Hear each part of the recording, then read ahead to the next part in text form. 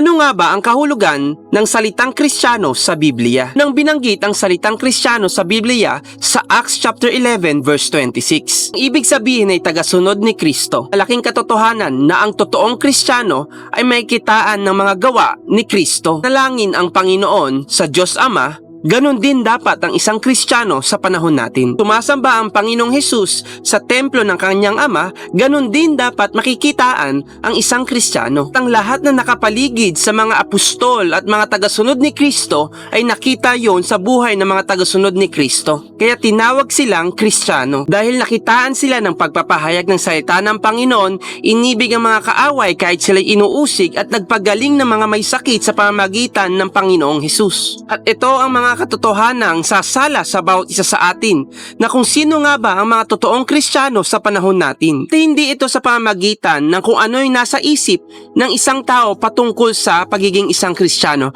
Kung hindi, ito'y sa pamamagitan ng Biblia kung ano nga ba ang ibig sabihin ng pagiging isang Kristiyano. Sapagkat ang katangian ng Kristiyano ay nakaayon kay Kristo, hindi sa kung sino pa mang tao. Kaya ito ang sagot sa tanong na,